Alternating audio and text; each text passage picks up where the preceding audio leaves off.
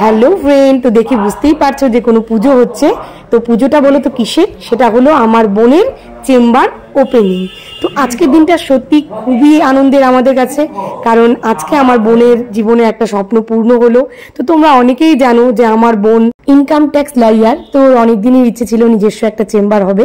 তো যাই হোক, তারই পুজো আজকে। আর কালকে হবে, মানে মেইনলি কালকে ওপেনিংটা হবে।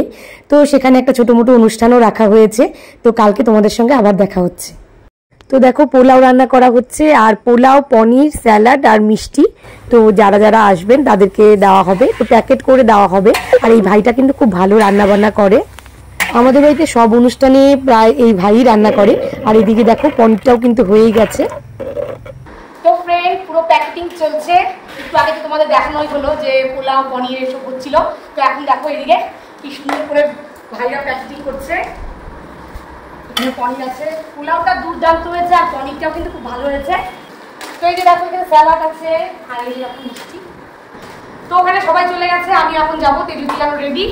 তো চলো দোকানে গিয়ে দেখা হচ্ছে। তো এখন প্যাকেটিং হতে থাক, আর আমিও বেরোবো। আর আমাদের বাড়িতেই কিন্তু এই সমস্ত মানে পুরো রান্নাবান্নাগুলো হয়েছে, কারণ তেজুর বাবা এই সমস্ত জিনিসগুলো একটু ভালোই বোঝে।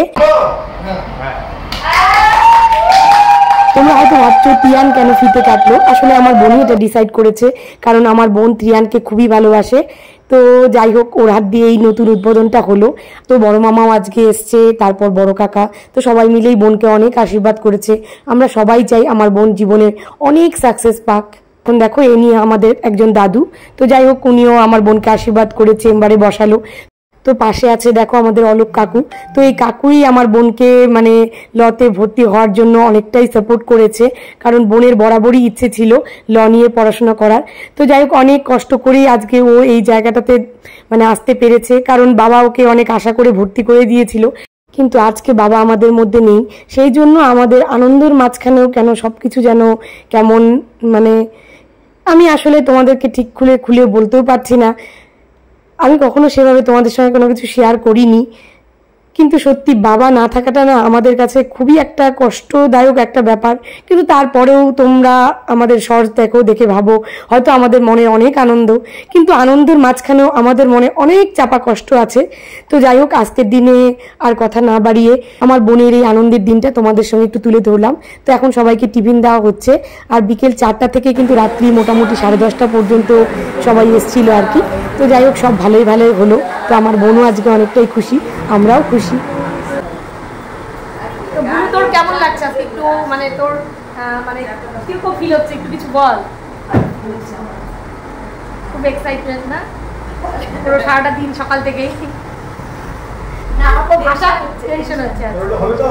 হ্যাঁ, ওর টেনশন হচ্ছে। তোর কাজকর্ম একদম শুরু হয়ে গেছে আজকের থেকে।